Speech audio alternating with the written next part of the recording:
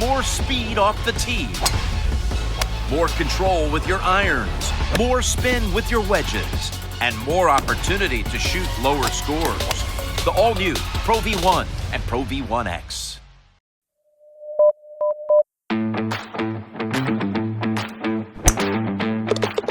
Welcome to Talk Birdie to Me. This is Australia's most popular golf podcast with former world number 16 Nick O'Hearn, the only player to beat Tiger Woods twice in match play, and Tour Pro Mark Allen, who played professional golf around the world for 15 years, including a British Open. We're coming from our studio at Titleist and FootJoy headquarters. Titleist is the #1 ball in golf, and FootJoy is the #1 shoe and glove in golf. And thanks to our great partners, Watch My Numbers, the most powerful database golf app in the world. Download from the App Store or Google Play. Ping, as with Nick O'Hearn, will help you play your best. See your local golf shop or professional for a Ping Club fitting. The Golf Clearance Outlet beat everyone's prices. Visit golfclearanceoutlet.com.au for your nearest store. And Better, the fastest and easiest betting app in Australia. Now that's better. Now, from our studio at Titleist and FootJoy headquarters, it's time for Talk Birdie to Me. Here's Nick O'Hearn and Mark Allen. Well, good day, everybody. Rory McIlroy is the 51st Players Champion. Nick, good to see you. And you, Mark? I love the Players Championship, Nick. It's a great event. Great event. No, I love it more than you think I love it. Really? I think it is time it becomes a major. That is my view. If I had the keys to the world of golf, next year's Players Championship, it's officially a major. Now, I know it's not everybody's cup of tea, adding to the 4 majors, but they did it at one stage. You know, in 1960, the Writers Association gathered at Augusta National and said, what are the 4 majors these days? And the writers, not the world of golf, not the USGA, not the R&A, not the tours, the writers decided that the 4 majors would be the Masters, the PGA, the US Open, and the Open Championship. Now, I'm sure the writers have got nothing to do with it in 2025, absolutely nothing. But I've got to a stage now where I prefer the Players Championship than the US PGA as a championship, and it's purely because of that golf course. The golf course is just made to find out who is the best player of this particular week. Yeah, well, the only major, they go back to the same course every year as Augusta, obviously, the Masters. I love the Players as well. Sawgrass is incredible. But does that mean we're going to start calling Craig Perks a major champion? Yes, we are. Fred Funk? Yes, absolutely. So everyone that's won the Players back to 1982 or whenever they started becomes a major champion. Exactly like what happened at the Masters. Does that so mean, for instance, does that mean how many's Tiger won? Tiger's won 3. So he's won 2. Jack Nicklaus has won 3. So Jack goes to 21. Okay. Tiger goes to 17. Okay. Greg Norman goes to... he's won a couple, hasn't he? And he's finally won a major on American soil. Well done, Sharky. Adam Scott gets 1. Jason Day gets 1. Day. Cameron Smith gets 1. Wow. But see, exactly. So when Horton Smith won the Masters, the very first Masters, he had no idea he was going to be a major champion. But in 1960, he became a major champion. And in 1960, Arnold Palmer won his second major at the Masters because he won in 1958. So they, for lack of a better term, just ticked a box and it became a major. Now, clearly... So now Rory's got 6, by the way. That's right. Now Rory's Instead got of 4. 6. That's Rory's 6. But see, Rory still has to win the Masters to get the modern Grand Slam. Tiger Woods has still got the Grand Slam. Jack Nicklaus has still got the Grand Slam. Bad luck to Saracen. Yes. Bad luck to Hogan. Sorry, Ben. Oh dear. Bad luck. Who else has won? Who else has won the 4? There's 5 of them. So you got Nicklaus. You've got Tiger. You've got Saracen. You've got Hogan. You got one more. Yeah, that's a good question. Who's Gary Player? Gary Player. Gary yes, Player. Sorry. So there's your 5. There's your 5. Yeah. Gary Player's. I don't think he won the Players, did he? Gary? No. But see, this is the thing. Bobby Jones, when he won his Grand Slam, yeah, he won the US Amateur the British Amateur, It changes. the US Open, and the British Open. Bobby's always going to be a Grand Slammer. He's always going to have that Grand Slam year, and he's won them all. And I think that's the way history will remember Gary Player and Jack Nicklaus. Oh, Jack gets it. Gary Player and Gene Sarazen. Anyway, It's an interesting concept. it won't be for everybody, but like I said, it is a brilliant week of TV. Now, in saying that, if anyone from America is listening, can you please give us anything but the international feed? Oh, well, yeah, it wasn't the best commentary I've heard. Now it's not what we're used to. It's stones, glass houses, all that sort of stuff. We've got to be careful, but it's not what we were hoping for the week. I was hoping to hear Jim Nance and all those guys, Trevor Immelman, but unfortunately, Well, that's right. yeah, we didn't quite get that, and it was a bit of a letdown, Yeah, especially in that's those big moments. Those big moments when you need to ramp it up, it just didn't have the same energy. No offence to Craig Perks Yeah. and whoever else he was working with. None. But it's just like you're used to a particular brand of commentary, and I want that brand for the big tournaments. I want the big guys, You do. not the little guys. Yeah. And I'm not saying that Craig Perks said anything wrong. I thought his commentary, he made a lot of sense in a lot of the things he said. Very good. But it just didn't He's a major feel the champion same. there. He's a major champion. That's right, Craig. Craig, don't get to me because I just go, you're a major champion as far as I'm concerned. You know, I think he had 3 putts or 2 putts in the last 3 holes. Yeah. When he won that championship. Chipped when in everyone twice, didn't he? That's exactly I right. think so, yeah. But we just said Rory has 2 more majors. Yep. Right now he doesn't because it's not the 5th major, Yep. obviously. This year, I'm just going to put it out there. Rory needs to do 2 things if he wants to win a major. Okay. Number 1, something that happened last week. Billy Foster split with Matt Fitzpatrick. And That is a big open door. there's a big open door, and I'm sure there's a lot of players vying to get Billy on their bag. Now, Harry, who caddies for Rory, as we know, is one of his best mates, and he does a very good job. Yeah. However, in those crucial clutch moments, that's when you need someone who's got the experience, who's got the nous for the game, the feel, that can sense it. And if we go back to, for example, I love what you're saying. the US Open last year, okay, when he lost to Bryson. I just watched the episode where Bryson and Rory were going at it in the US Open on Netflix. How's that Netflix? I've only the watched new the full Masters. swing. I've only watched the first one. Yeah, Masters. I've only watched, I'm 3 in or something, and I think I just watched the US Open one. So what did you learn from that? So what it was all about was the short miss putt on 16 and the short miss putt on 18. However, what they didn't cover, and for me, the reason those things happened was the club selection on 15 That's on the correct. par 3 The only place you couldn't hit it was over the back. was long. He makes bogey. He had a 2-shot lead at this stage. Now, he's probably thinking about that on the next green. He 3 putts, hasn't missed a putt inside That's right. 3 feet, 500 attempts or whatever it was. And then obviously what happened on the last, that was a good putt, but he shouldn't have been in that position to begin with.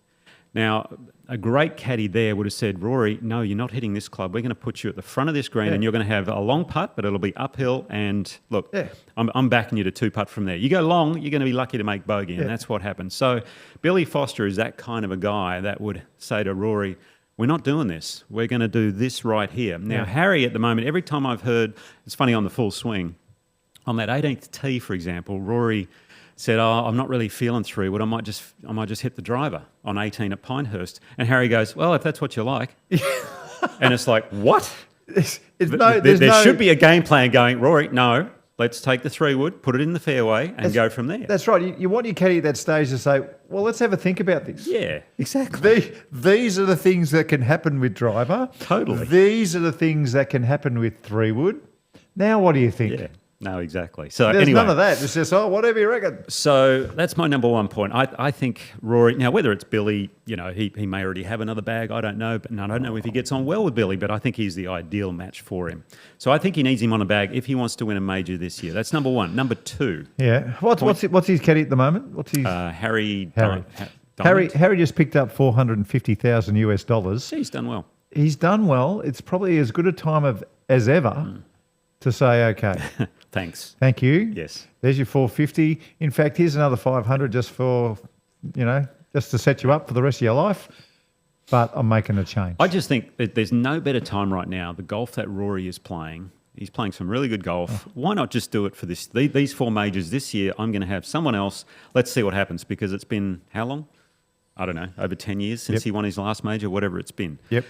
Number 2 is the amount of looks he has at the target over the ball. I've spoken about this with you several times. I was watching the final few holes in regulation play, 16, 17, 18, and he took different looks on every single shot. I'm watching now. I agree with you. One of the best swings he made was on 17, where he actually took 6 looks and he had to back away. He started again, and then he took 4 looks and hit. That was one of the best swings because it was a reaction. Yeah. It was very reactionary. So many times, his last 3 or 4 looks, he's now a non-waggler, which is right up your alley. He's on the list. It's funny you say that, because my top 5 today is I mentioned it last week. Yeah. I've got him in, so I shouldn't say that. You're doing the non-wagglers. Yeah, I'm going to do my top 5 favourite non-wagglers. And you're right.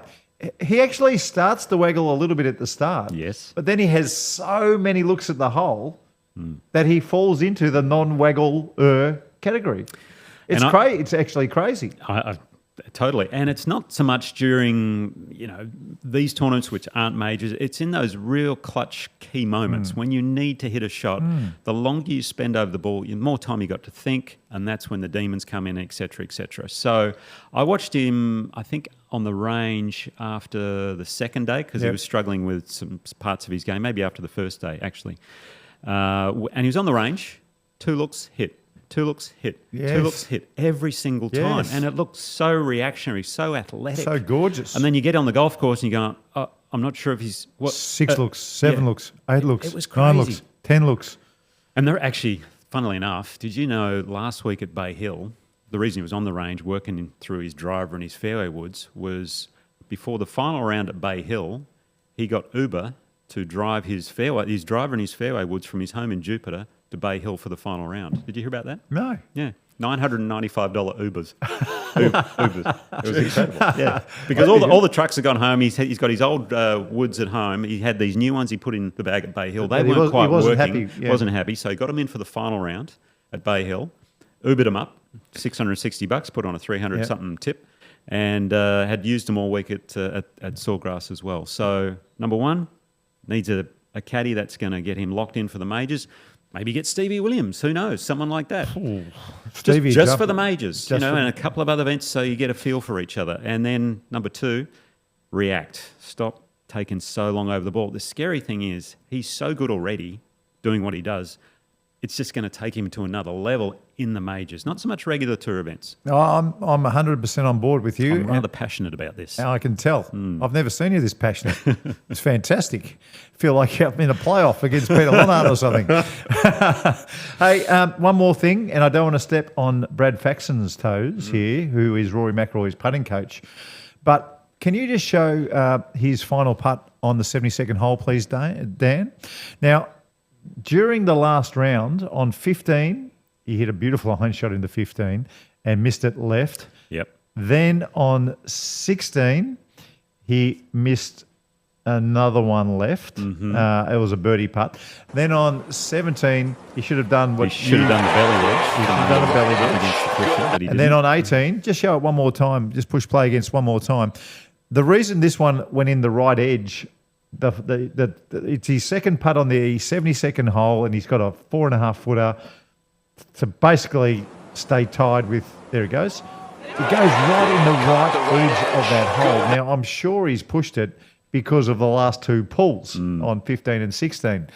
Now, can you show the next one I've got, Dan? Now this isn't the best angle, but it shows enough. His ball is so far forward when he putts. Just play this over and over, Dan. 11, Rory to get it to 12. That ball is on the left toe, big toe. Too far forward, I think it's too far forward. It's a bit hard to tell from the camera angle. And that's right. And here's the thing. He uses an offset putter. So that means the shaft is even further forward than where the ball is. So if he was using a centre shafted putter, the shaft would be even further. I mean, it's so far forward. It's not right. And I think that's why he's got the little pulls going.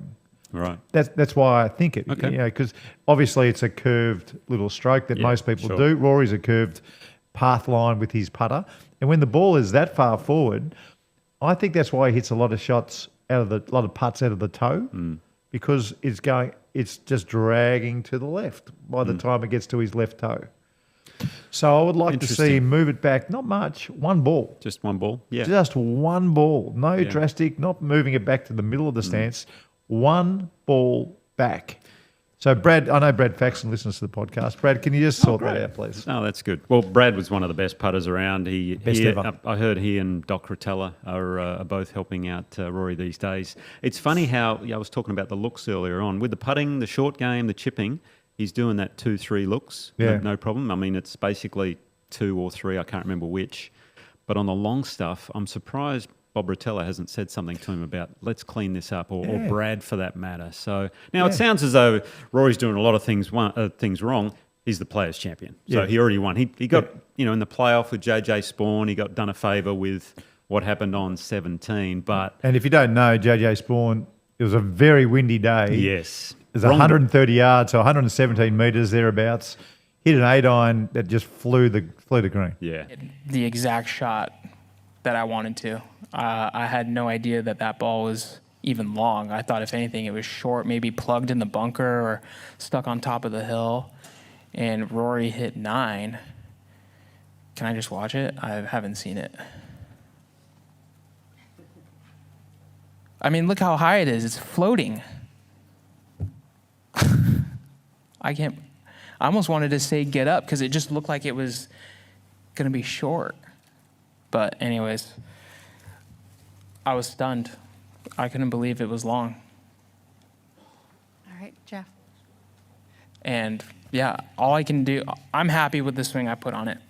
I am. And the wind must have just laid down just a little too much and just went through the wind. It wasn't my time. Yeah, and I'm going to do my masterclass later on in the simulator here today, actually.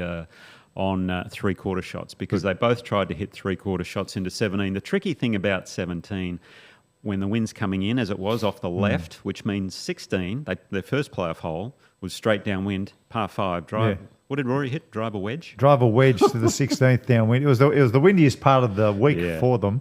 I watched the replay of it on Tuesday morning. And when they, I knew that Rory won, but I had no idea what actually happened or took place. And I was thinking to myself, if he nails this drive, that's one nail in the coffin, JJ's coffin. And he launched it to where he had 176 yards, so 160 metres. He had a 160-metre wedge. It didn't look like he went in it that hard either. And then, of course, 17 and 18 were playing back into the wind. So he hit 9-iron into 17. So he had 176 downwind, hits wedge. Yep. And then he had 130 back into the wind and hits 9-iron. So that goes to show, right? Yeah. The difference. And even on 18, of course, 18's into that wind as well. I would have thought he hit a driver, but the wind was so strong. So I would have thought he hit an iron. The wind was so strong, he hit driver. I was still surprised he hit the driver. Me too. He could have just gone 7-iron, pitch on and whatever. I would have hit an iron in the grandstand. Yeah. In the grandstand, take a drop. Because you know where he hit it. He went through the fairway. Yeah. That is one of the hardest pitch outs in golf, because if he hits that too hard, he's in the water and all of a sudden he's staring double. And then if JJ makes a good swing off the tee, which he didn't, I mean, he hit it way right anyway. If JJ makes birdie, he's still in it. But in the end, it didn't matter. Funny week for Rory. Up and down, wasn't it? Up and down. I mean, there was a heckler in the practice rounds and he stole the heckler's phone. Right. Not long after, threw that phone in the water is what I have seen enough to think it is correct. Wow, okay. Threw it in the water. I've seen players take phones off and then just give it to security or something like that. But he threw it in the water and then got the kid, or he actually took the phone off him, asked for the kid to get thrown out, and then threw the phone in the water. Really? Now, I think that's have we got that a really bad look. Yeah, let's have a look at the video. Let's have a look at the video for our people watching on YouTube. All right, so if you don't know what's happening, there's a kid up on the hill and he's screaming out, Rory's just hit a bad shot. Yeah. And the kid's screaming out, hey, just like you did in the 2011 US Open. Or last year. So Rory just walked up to him calmly. The kid's on his phone. He just took the phone and walked off. Yeah. And then got security to to throw him out. Wow. Okay. I don't know. I mean, he must be getting a lot of heckling. The amount of heckling he must get must be over the top for him to do something like that, because you wouldn't do it if it was just one kid here. Even if it was one heckler a hole, I don't think you'd throw him out, would you? It's outrageous. Well, yeah, it depends. I don't know. I mean, who was the guy? What was it? What's the new movie coming out? Happy Gilmore. Wasn't there a heckler in there or something? Oh, yeah, of course. Very famous. Yeah, we're going to meet you at Red Lobster. Yeah, that's that it. guy. And then, so that was one thing that was strange. And then two, they asked him about, somehow the Champions Tour came up. Right. And he said to that reporter, something would have to go horribly wrong for me to want to play the Champions Tour. Gosh. Or words to that effect. And of course, Ernie Els heard about it and fired back, and he started talking about, hey, it's a great place. I thought that was great. Just for the record, when I was 25, I said I'd never play the Champions Tour as well. I was probably the same. You were probably the same. You just can't imagine yourself doing it. But believe me, I've played in 2 Australian seniors events, and I loved it. Yeah, it's good fun, isn't it? I just loved seeing everybody. It was just, because we're all from different parts of the country here in Australia. But just to see everybody again, and they just look a little bit different, and then you see them swing, they've got exactly the same swings, they're just a little bit shorter. It's just, It was just great to catch up and see everybody, and, see everyone's kids. And none of us had kids back in the day, not many of us, but to see and just ask how things are going, and some are divorced and some have got the new wife, and so, I absolutely loved it. So it might be his cup of tea. How old's Rory? 30 what? 35, 36? Yeah, mid to late 30s. Probably sneaking up on 40 for all we know. But maybe. That was unusual. Something else that was unusual I want to ask you about, the tree on the 6th tee. Now, you would have played it when the old tree was there? Because how many did you play? 8? Played in 8 Players Championships. They used to have the overhanging tree, and you go, oh, yeah, I need to hit this one a little. If it wasn't there when I played it. If you hit a regular tee shot, you'd go, oh, that's close, like really how close. Like 4 feet, 6 feet? It'd be pretty. You may even hit it. I mean, depending on how high you hit the ball. So you'd feel as though you had to squeeze one out a little. So if you hit it if you hit driver teed up normally, and you not skied a driver, but if you hit a normal driver high, you'd probably hit it. You'd hit right. the trunk, yeah. So you don't need to get it coming out lower. Well, this one looked Back lower in the than day. this one. The 2 pictures that they showed of the tree and the new tree looks a lot lower than the old tree. Yeah. Well, I think they moved the tee back as well. Yeah. Like added an extra 20 yards. Yeah. So then they really got to get it coming out low. But look, they're pro golfers. Surely they can hit a low shot. Well, I know Min Woo Lee could. Did you see Min Woo Lee's iron? The stinger. Now, we've got to talk about Min Woo as well, because he's leading it halfway.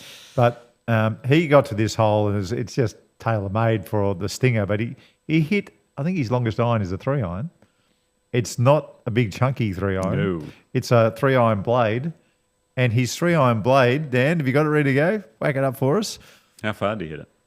Over 300 over yards, 300 yards with a 3-iron stinger. Here Incredible. it is. Hang on. Here we go. Put this up. So, folks, if you're watching on YouTube, if you're not watching on YouTube, make sure you do. But you will see this. I mean, that doesn't look like just a branch. That looks like a tunnel that they've got to hit through. I mean, they couldn't have picked a better tree. Yeah, you certainly got to start it online. The old tree, I felt like it was a little bit more overhanging, funnily enough. But this thing ran out of fairway, obviously. It ran about 40 but yards. that's still a big hit. Oh, that is unbelievable. A big hit. It's a nice little hole, that 6. I quite like it, yeah. I love the course. Yeah. I mean, it's one of those golf courses that I've played in the past that I have wonderful memories of playing it. So I've played some of the other major courses like Southern Hills and a whole bunch of them when I was over in the States. But I remember this golf course more vividly than some of those others. So yeah, and the thing about the course is you can go, you can have a shocker, and then you can play brilliantly. Case in point, Justin Thomas. He shot 78 first round. Yeah. And then needs to par the last, just break the course record. He ended up hitting it in the water, making 62. So 78, 62, 16 shots. I think that's the biggest change of score in history there, I believe. I'm not sure, I think so. Can I just, for the coverage, we spoke about the coverage before, when Brandel Chamblee come on and McGinley... I always enjoy that. Oh, I just absolutely love it. Live at the Players. Live at the Players, what they do to put it all together, the stats, the screenshots of everything. Wow. Yeah, and Rich Lerner, he's just kind of... He's trying to herd both of them, and then they get Johnson Wagner later on hitting shots out on the golf course. Fantastic. Do it really well. Johnson Wagner's chipping has improved, He's by the improved. way. He had the yips. He had a couple. I think he hit on the final night, the Sunday night over there, before the playoff, he went to the same spot where Rory and JJ Spawn chipped from. Yeah. And I think Rory was slightly on the upslope, it wasn't the greatest chip. I think he probably had too much loft on that one and needed to go down to a gap wedge. I think he used his lob wedge and he left it 15 feet short, and then JJ hits one to like half a foot. But he was slightly off the downslope, came out lower, an easier chip for him. But Johnson, I mean, before he would have chunked one and then sculled one into the water. He hit them both to like 3 and 4 feet. It was very impressive. Now, I think we had one of the Wolfpack go to talkbirdietome.com.au and put a question up. And we're going to get to that question a bit later, Dan, but it's something about what Brandel Chamblee had to say about Liv and the merger with World Golf. I missed this. I didn't hear this bit. And something Paul McGinley said. So Paul McGinley, once again, so in the last week, maybe 2 weeks, Rory McIlroy has mentioned the Australian Open being elevated because it's a wonderful, wonderful championship. Paul McGinley also mentioned the Australian Open and that for its need to be elevated. So we'll get to that a little bit later. I think, what was the person's name, Dan? David from Baldwin. So David recorded the message. A lot of people would have had to listen to it already because it would come up on your feed. But I'm really keen to talk about that and both responses, one from Brandel Chamblee and also one from Paul McGinley, because they were very, very different. I think we can take an early break, guys. I think we've covered off things pretty well. Well, I think we can. The only thing I reckon we should do before we finish on that is talk about how our multi went on the players. We need to touch on that. It ended early. It ended early. What was the multi? And we had Jason Day as leading Australian. Correct. We had Scotty Scheffler top 5. Correct. And Ludwig Aberg. Top 10. Now, top 10. Guaranteed. Guaranteed.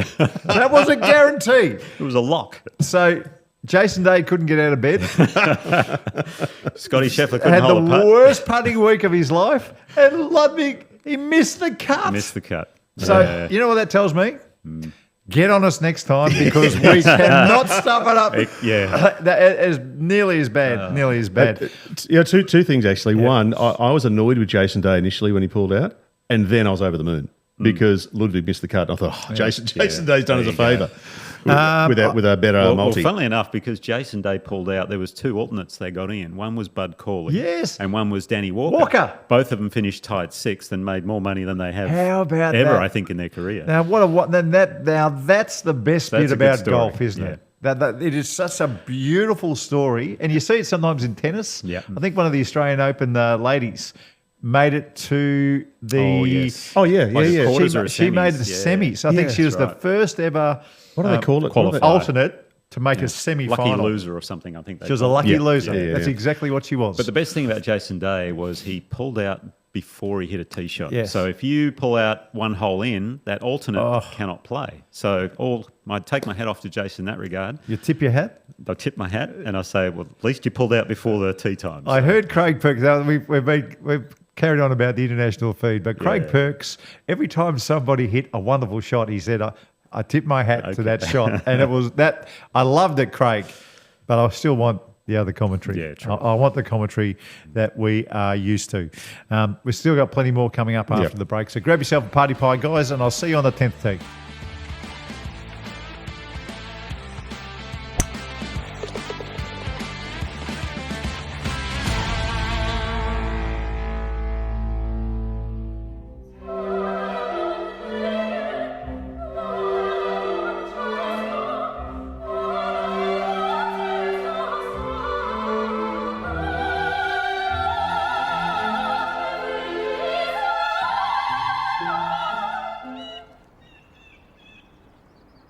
Looks good, man. Dude. Are we in slow motion, too?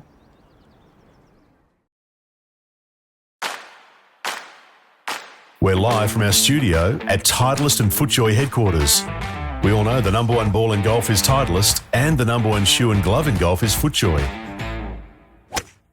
We're here thanks to the Golf Clearance Outlet. They beat everyone's prices. Ping will always help you play your best. Turn your bogeys into birdies with the Watch My Numbers app.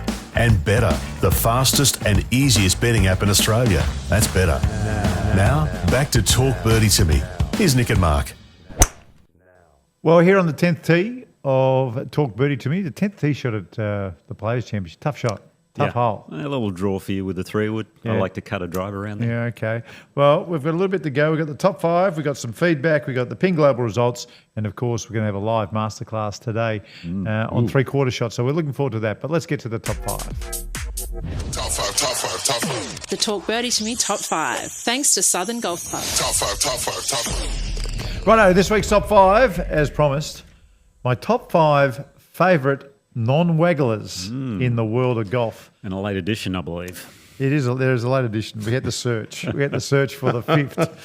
But as we were speaking about earlier in the podcast, Rory McIlroy, he's not always a non-waggler unless he's having 68 looks at the target.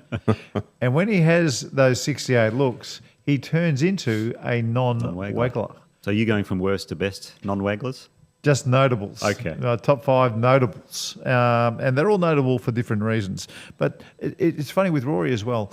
In the playoff, he hit these 2 beautiful shots to 16. Like he hit the drive that was just monstered, 176-yard wedge, which wasn't monstered. Think about that, folks. 176-yard wedge that was not monstered. Scary. His first putt went 5 foot past. And I thought, here we go. Now, he walked away. You know how he was walking in. He saw a little bit of grass on the putter or something, and he dusted it off, and then went into the routine. I'm thinking, this is going to be interesting.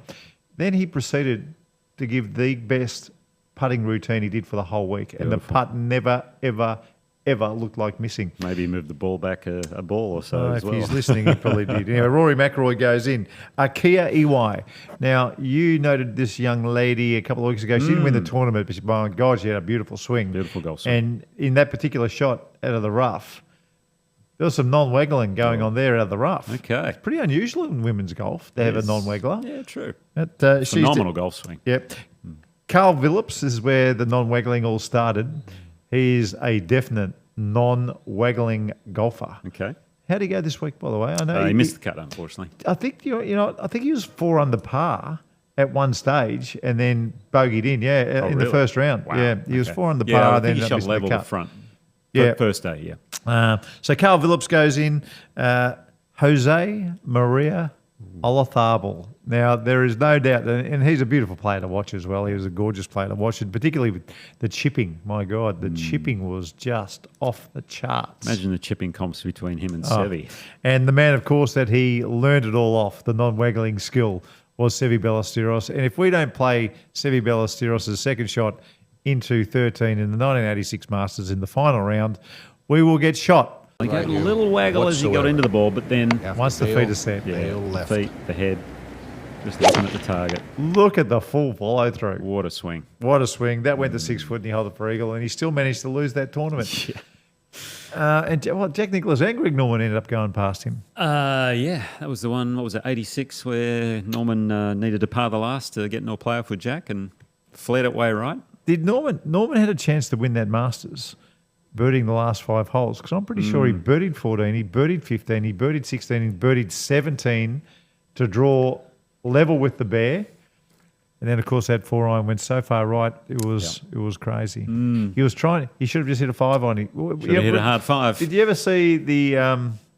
There's a Netflix special when he went back to Augusta. Yeah. And he spoke about it, and he actually talked through that shot. He also talked through the Nick Faldo situation. Did he say he should have hit a hard 5? Should have hit a hard 5. Okay, He said it was a 5-iron. He was trying to ease a 4. Right.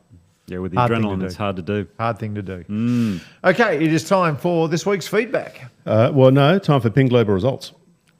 Even better, it's time for this week's Ping Global Results. All right, now can we have an update? We need an update on the trumpeter situation. We are still talking. I know it sounds like there's nothing going on, but there is stuff happening. Let's just play Timmy Trumpet. We're not going to play Timmy Trumpet. But it's so good. It's great. It's great, but we're not going to play it. We don't want to get in trouble. No. Where So do we get trouble from? YouTube?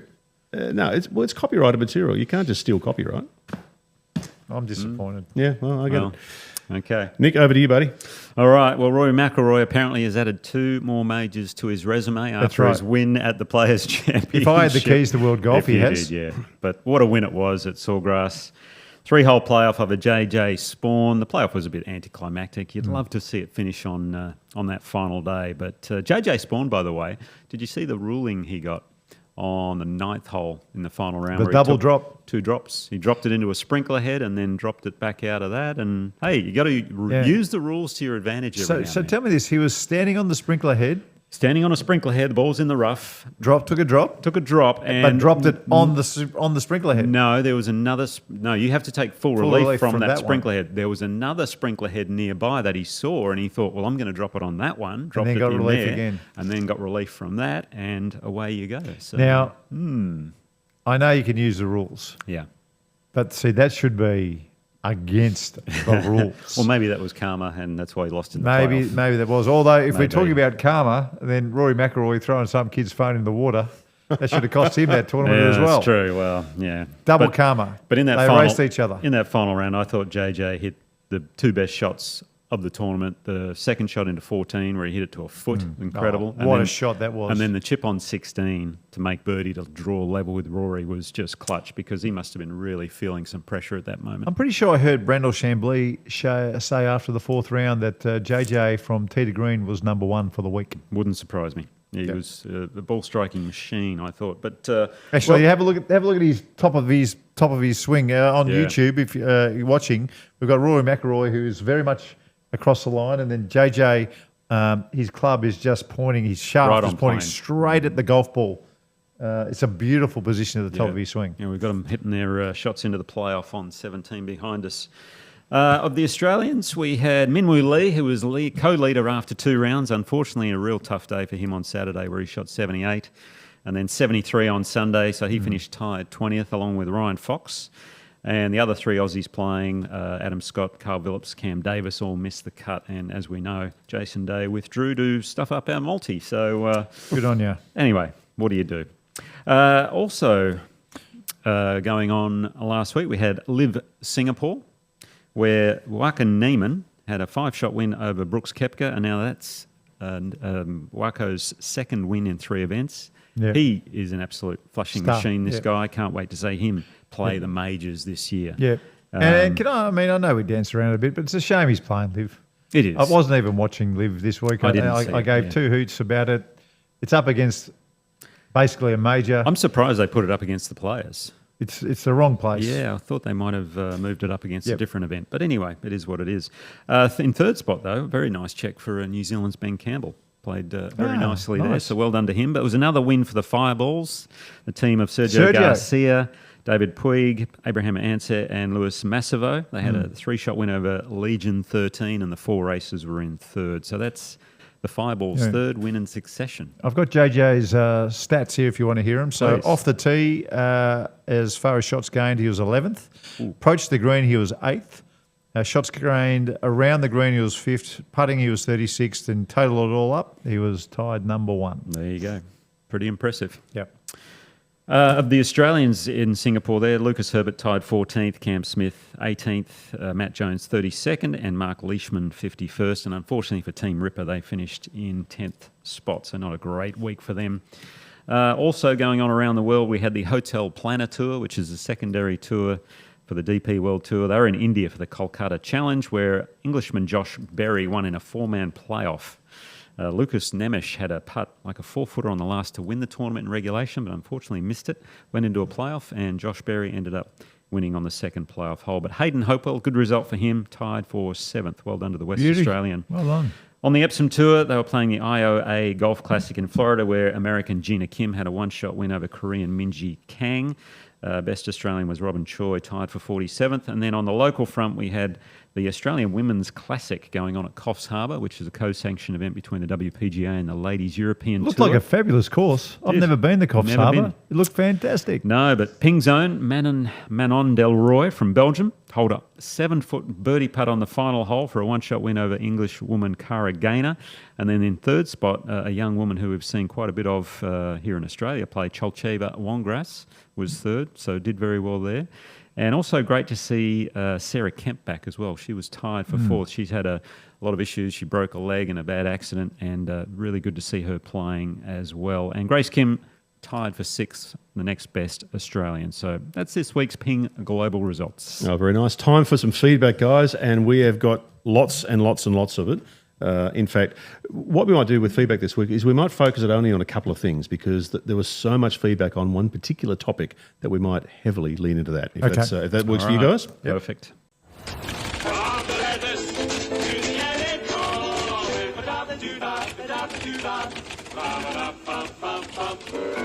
Okay, first bit of feedback. Early this week, we were talking about book club, and we had a chat to Peter Dixon about his fantastic book, The Embedded Lie, which, by the way, I've got a couple here for you, so you can have a read over the next few days. Really? You were talking about one of your favourite books, A Good Walk Spoiled, by an author who, Nick, you know a fair bit about, John Feinstein. John Feinstein, yeah, one of the best writers of sport in general, not just golf. He wrote about all sports and was a feature at a lot of the majors over the years. Unfortunately, he passed away last week. So our condolences go out to all the Feinstein family. Yeah, and the one thing you always hear about John when people speak about him is the term fearless. It's what you want to be if you're a writer, I think. Yeah. You want to be fearless. Indeed. It's actually what you want to be when you're a podcaster too. You want to be fearless then. So let's hear some good stuff. Yeah.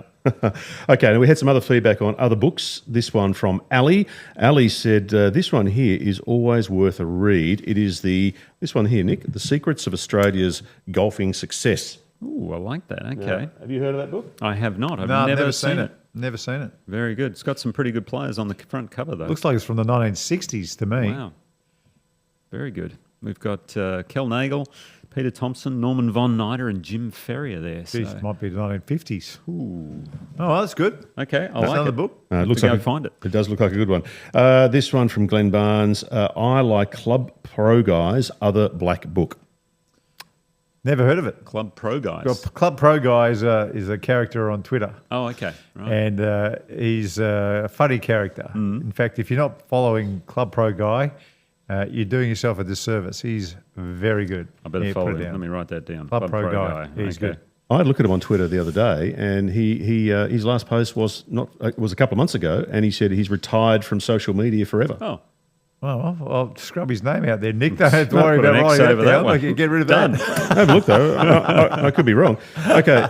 Now, the second thing we'll talk about here is the comments that you made, Mark, on you both made for that matter, on where the Australian Open could be held and the courses that it could be held around the country. We had so many comments on that. So many. So it just shows you how passionate golfers are about the Australian Open.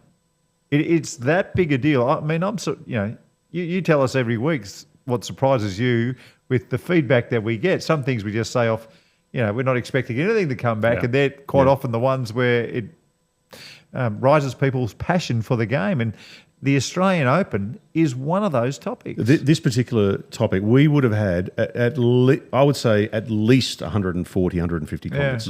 At least. Yeah. Well, look, the Australian Open is a big, big deal. And that's why, you and I are so passionate about it. And that's why it's got to get right at some stage, because it's not just us. No. It's everyone is passionate about the Australian Open who cares about golf in this country. So I'm not going to read 150 comments, clearly. Okay. That's not going to... Let's read the good ones. That's not going to work. But what I will do, I'm going to read a few here because there's some that I think you guys will have a view on, and I'm very keen to hear your view on this one. Right. This one from Jay Charlton. Royal Pines on the Gold Coast has the ability to create a championship course of great quality. What do you think? Not for the Australian Open for mine? Yeah, no, I've never been a fan of Royal Pines, mainly because I just played poorly around there. So it was a tough golf course. I mean, they've had the Australian PGA Championship there before, and I think it works well for the PGA, but the Australian Open, not so much. No, I don't think it's an Australian Open venue. Okay. This one from, I don't know how to say this person's name, ObJZ OKG or something. It's a very strange name. One. 7 Mile Beach is years away, considering it's not even open yet, and no club rooms. Lost Farm or the Dunes, they're right there. A little bit far away from a city, though. Yeah, I think that's the issue, isn't it? The logistics of it, trying to get people in and out. Yeah. It needs to be next to a major city. I've spoken about this before. When they had the Australian Open down at Moona Links. Now, this is if you don't know what we're talking about, in Victoria, there is a destination down on the Mornington Peninsula. Peter Thompson purpose-built it for Australian Opens, and he wanted the Australian Open there every second year. And what they found, when they brought international players to Australia to play in it, they were really disappointed that they were staying so far away from Melbourne. They were staying in a little town called Rye. Now, Rye is a beautiful place. It's gorgeous. It's a gorgeous place, but no one wanted to come back. Yep. And that was the issue. So, it works in British Opens. British Opens are played in tiny little towns around, but it's the British Open, and the best players in the whole world go. So that's why they work. But Australian Opens, with the lack of big-name players that we've had in the last 20 years, it just doesn't work. No. You've got to remove roadblocks, don't you? That's right. Roadblocks are coming. Yep. Okay, Super Freak. What about Barnbougle? Well, again, I think Barnbougle, you got the same problem. It's just too far away. It's what do you fly into Launceston, and then you got an hour and a half drive from there. So, look, it's just too difficult. The one thing you've got to have in an Australian Open is people watching. Yeah, you need people there on the ground. You've got to have people watching, and Oh, Mark, come on. Sorry. You had one job. I don't know how they got through. One job. One of the issues, it hung up straight away, so I don't know what the deal is. You've got to have people watching, and I remember playing in the first one at Moona Links.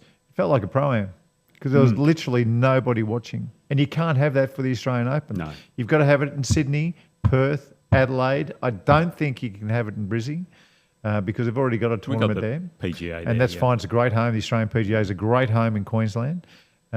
Hobart, maybe. Possibly. Maybe. Yeah. That's down the road. 7 Mile Beach, 5 Mile Beach. Yep. It may well be an Australian Open destination because it is close enough to Hobart. And they had, I think Jack Nicklaus won an Australian Open at Royal Hobart. Did he really? Yeah, I think we're fine. Yep. Okay. Billy Boy from Sydney has said New South Wales Golf Club is top 20 in the world now after the new renos.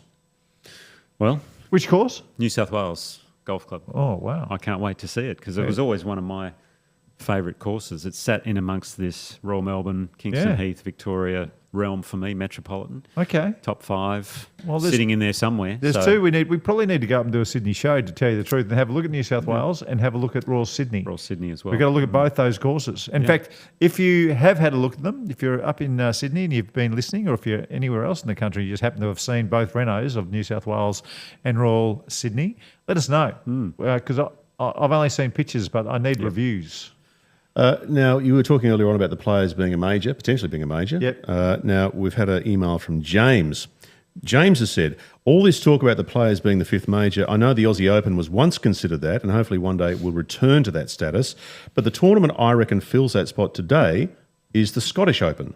It's the home of golf, and there's been some phenomenal finishes in the last 2 years. Yeah. Look, I think it's the 6th. Yeah. Maybe the Irish is the 7th, but I think the Players is the 5th. And then the Canadian, I mean. Yeah, Canadian. You can go on, really. But this is what we're talking about, and I think we've got a question coming up pretty soon. This is what, in fact, why don't you just go to the Paul McGinley stuff, Dan, because this was a listener put this on our feed, and this goes right to the heart of what I was about to say. So this came from David in Balwyn, and we put this in the feed yesterday, but let's have a listen to it now. Okay. Hi guys, David from Balwyn here. Have you listened to the latest discussion between Paul McGinley and Brandel Chamblee regarding the LIV PGA merger? McGinley gave what I thought was a fairly balanced view on how the tours could come together, and then Chamblee, a known LIV hater, gave his rebuttal. Amongst other things, he said the PGA Tour could not be more global, and everyone wants to come to the PGA Tour because they have the best courses, the most golfers and the most corporate interest, all underpinned by philanthropy. I'd say it's only because they have the most money, certainly not the best courses, and I think they could do a lot more globally. What's your thoughts, guys? Thanks, love the show. Great question, Dave. A ripper, and well pointed out. Yeah, look, Brandel Chamblee spoke from an American position, and I understand that American position. You know, You're the tour that puts in all this money. You are the tour that does have wonderful, wonderful golf courses. Not all of them, but a lot of them are very, very good. They just don't play on them. They just don't play on them, yeah. Well, they're almost not suited to players who carry the ball 320 yards these days. It's not suited to them.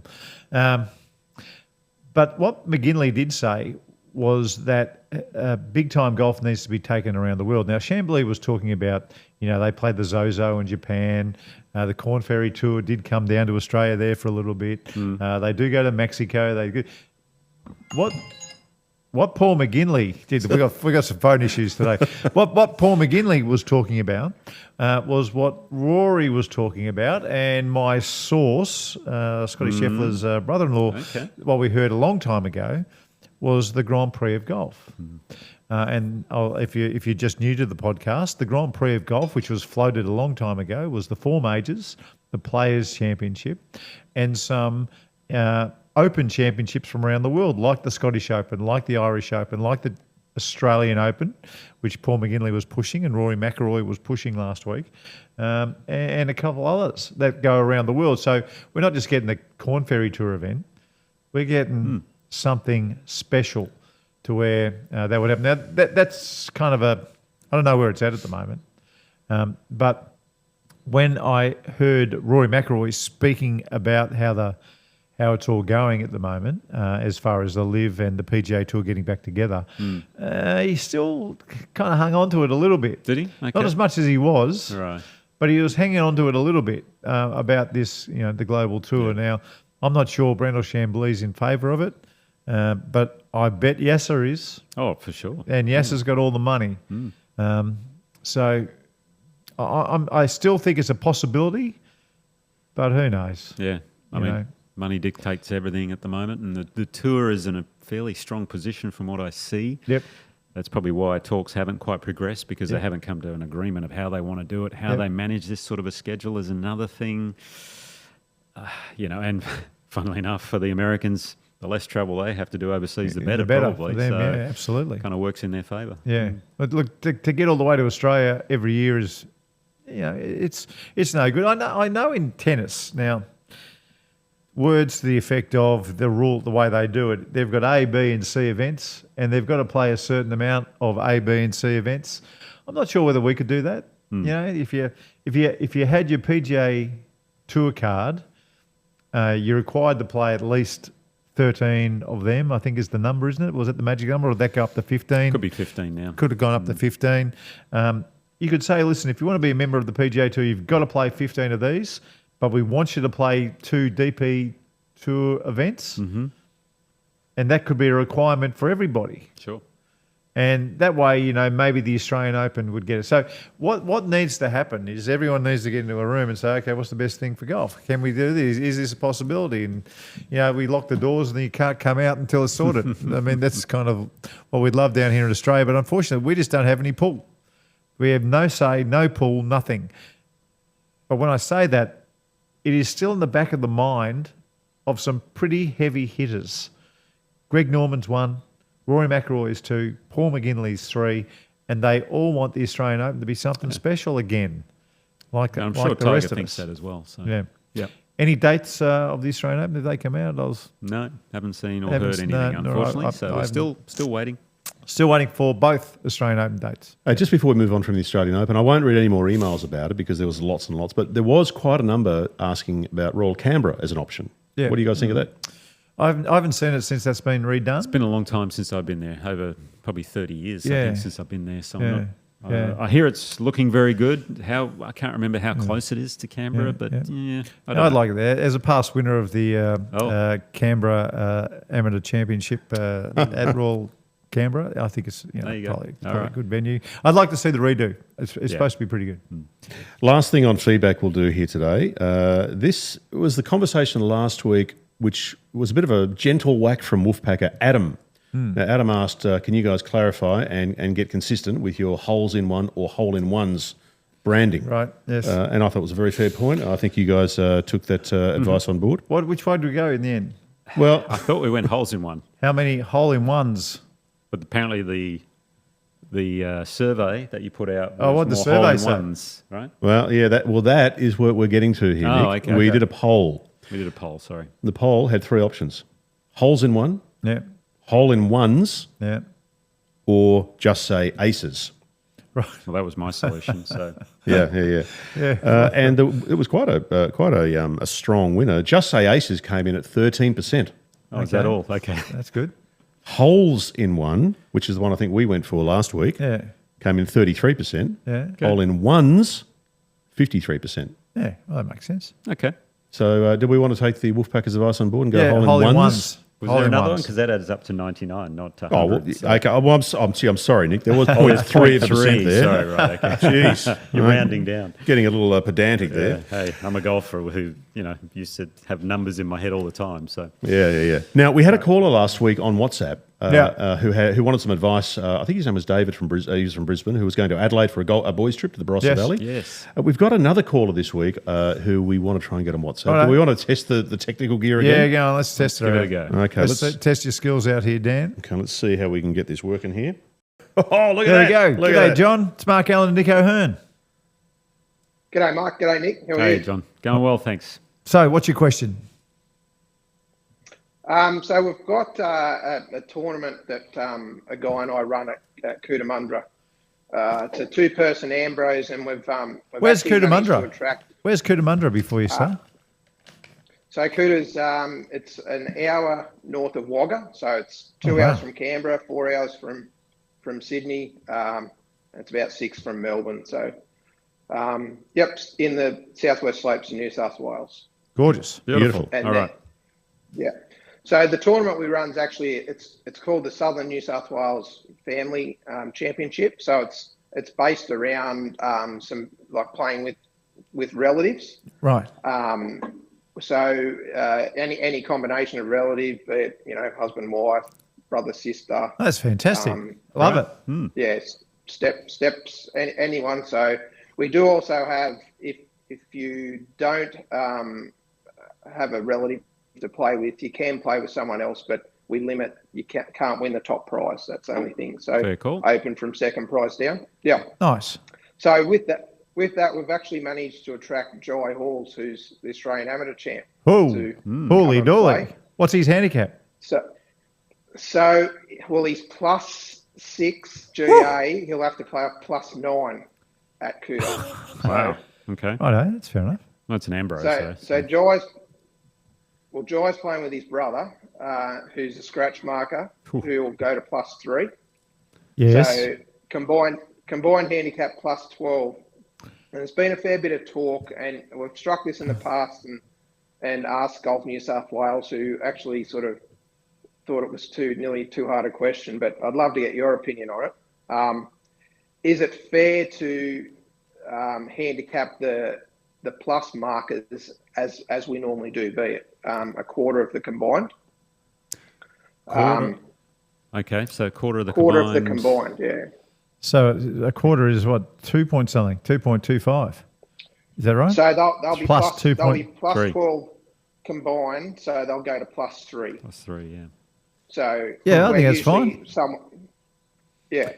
So it's so what they're probably we usually have around about 60 net over 2 days wins it, which is 11 under. So they're going to have to shoot 14 under for each day for the 2 days, Yeah, which is if they can do it, that's good golf. But if you do it the opposite way, Mark, if you had 2 6 handicappers, they go to a 12, right? And then their quarter, it would be off a 3. 3.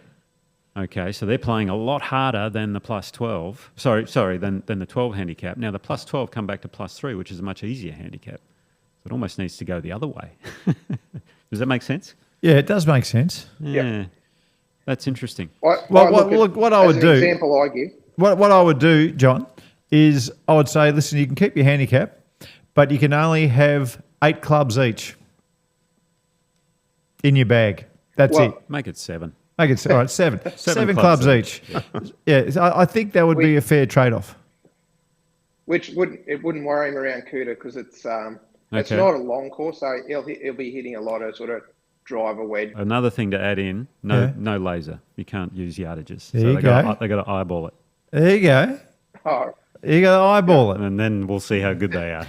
and they can't use the line on their ball. I would go full the way we want it. And no aim point. No aim point there. So no line on the ball and no laser. Must finish in under 4 hours. And I'd go 8 clubs. Nick O'Hearn's a tough judge. He'd go 7. But I would just stick those in, and then I think you've probably evened it all up. Yeah. Well, there's another part to it too. We have a minimum of 6 drives. So if you think the 2 6 handicappers have still got to get 6 drives out, where his partner's a +3, so it's not going to be that. That's not difficult at all. No. But you never know. I mean, you never know. They might come to the last hole, and his brother might have to nail a drive right down the middle. You never know. Yeah, very true. We did strike this example a few years ago. We had a couple of plus markers, and we did change their handicaps. But the first day they shot 2 under, and I don't like to wish people bad luck, but we were quite relieved that they didn't cover it up. John. Oh, here we go. John. Oh, there we go. There we go. The next day they shot 15 under. Yeah. Okay. Wow. So I see I see the issue. Yeah, I see the issue. Yeah. Because if 2 good players, you could really, especially the putting. I mean, how easy is it, Nick, when you've seen a good player putt in front of you from an exactly the same spot? It does make the putting really easy. Yeah. And actually being the guy going first when you know someone is about to get the perfect read takes the pressure off you as well. It's a double-edged sword for you. John, hey, good luck with the tournament. I love the sound of it, just having the family open. It's a ripper. So have a great time in Cootamundra. Can you still enter, by the way, John? Are you still open for entries if people want to make a trip to Cooter for the weekend? Yep, definitely. There's accommodation still available in town. We do. Basically it starts Friday night. It's actually on this weekend. So we do a $1,000 nearest a pin over 58 metres on Friday night. So that's Nick O'Hearn down to a tee. A little walk-off hole in one. And then we do a golden slipper Calcutta, and then a big cash draw on the Saturday night. So it's the whole weekend. But there's definitely still plenty of tee times available. So John, if someone wants to enter, where do they go? What's the website? So you can enter through my club, or you can call the pro shop at Cootamundra. Beauty. Perfect. Call Cootamundra Pro Shop and away you go. Yep. John, thanks for joining us. We really appreciate your time. Thanks, John. Thank you. Appreciate it. Good on you. Thank you. Bye. All right. That sounds like fun. That's kind of a nice little stretch from the old father-son or mother-daughter or whatever else. You can just have anybody in the family. And Ambrose is great fun. It is. It is great. Like a good Ambrose. It's better as a 2 than it is on the corporate day 4. Yeah, I agree. Just the 2s it can be challenging. Yeah. Like those 2 good golfers found out. 2 under one day, 15 under the next, or whatever he said. There you go. All right, you ready for a masterclass here? Oh, yes. Who's doing it today? Nick's doing it today. I'm doing it today. Ooh, a live masterclass. Little 3/4. This will test you out, Dan. Oh, okay. Golf has many ways of measuring ability and performance. But at the end of the day, it's all about the numbers. And that's where Watch My Numbers can really help.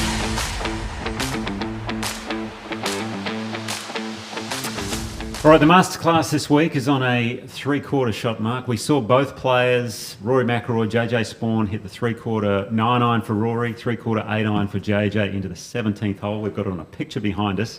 And for our YouTube watchers, you're going to see it right here, but I'm sure you'll put it up on socials later, right, Dan? So we'll be able to see it all. But here we go. So it was a 130-yard shot on 17. 130. McIlroy would normally hit his 9-iron, I would say 180 yards. Well, yeah, probably 170, I'd 170. say. 170. And I reckon JJ Spawn would probably hit his 8-iron about the 160, same distance. Yeah, I reckon about the same distance, to tell you the truth. Yeah, well, there was a club difference in this particular shot. I think there's about a club difference with the irons with these 2 guys. But anyway, it's more about how to hit the 3/4 shot rather than what clubs they hit. So here we go.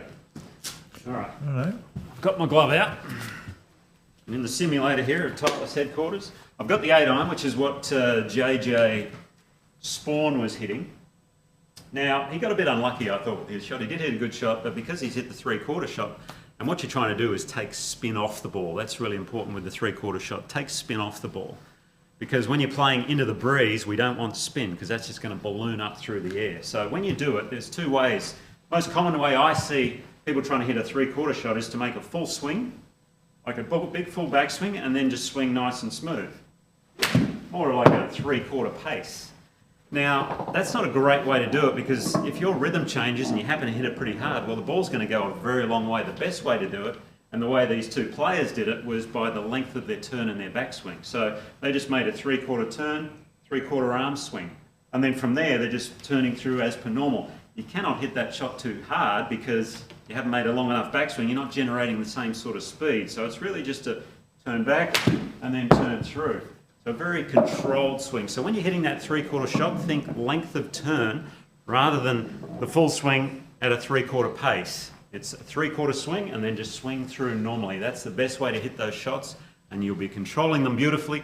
Hopefully you're not hitting into an island green and the wind stops and it goes too long, which is basically what happened to JJ. I thought he hit a really good shot. Great stuff. I love it. And that's the way, Peter Fowler had the clock. So many players have the clock. Yes. But it's a really good one. Particularly, it does two things. The way you explained it then, it controls spin. It controls spin, but it controls clubhead speed at the other end, at impact, exactly, which is the most important place, because you just, to go through with the same oomph with the three-quarters versus the full, if you go through with the same oomph, well, obviously the one with the shorter backswing is not going to have as much speed at the bottom. Exactly, yeah. And Rory controlled it beautifully. I thought JJ hit a nice shot as well. Yep. I think the wind just sort of died on him. The hard part about that sawgrass is you can't feel much wind down on the tee. It's up in the air because it's surrounded by grandstands. Yeah. So it's a bit of a guessing game when it may drop, when it may not. Now they spoke about earlier, I saw afterwards, they spoke about hitting that same shot on the range to try and dial in their numbers on TrackMan. They were actually dialed in, and JJ Spawn said, yep, this is exactly the shot I hit on the range. Problem is, on the range, there's no grandstands, so he wasn't as protected. So I think that's what happened with him. Now, Rory as well, did you see where his ball landed? Yeah. Rory's ball landed well into the green, so I think his was hit or landed further than what he was hoping for, I think basically. so too. Well, when they hit off 18, they had the wind barometer up. Yeah. And when Rory had driver in the hand, it was at 30, then it went to 15, then it went up to 24, then it came all the way down to 7. It's so hard to judge. That was on 18th tee, so it would have been exactly the same. And that's what you're saying with the controlling the spin. That's where if you don't have as much spin on the ball, it won't be as affected. If it is absolutely fizzing, then the friction through the air is very, very different when the wind is at 30 miles per hour versus 7 miles per hour. But taking the spin off the ball, it's the best you can do to manage distance when the wind is up and down, up and down, up and down. Yep, absolutely. So fantastic to get the live masterclass. Good on you, Nick. It was a beauty. Folks, from Titleist FootJoy headquarters, we'll see you next time. Cheers. And that's been Talk Birdie to Me, Australia's most popular golf podcast, with Nick O'Hearn and Mark Allen, coming from our studio at Titleist and FootJoy headquarters. As everyone knows, Titleist is the #1 ball in golf, and FootJoy, the #1 shoe and glove in golf. Wherever you get your podcasts, make sure to subscribe, maybe leave a review, and we'd love you to share the pod with a friend who loves their golf. Huge thanks to our fantastic partners. Ping, like they do for Nick O'Hearn, will help you play your best. You can see your local golf shop or professional for a Ping club fitting. The Golf Clearance Outlet always beat everyone's prices. Visit golfclearanceoutlet.com.au for your nearest store. Watch My Numbers is the most powerful data-based golf app in the world. You can download from the App Store or Google Play. And better, they've got the fastest and easiest betting app in Australia. Download from the App Stores today. Now that's better. Keep in mind, what are you really gambling with? But for now, from our studio at Titleist and FootJoy headquarters, thanks for being a part of the show. We'll see you next time.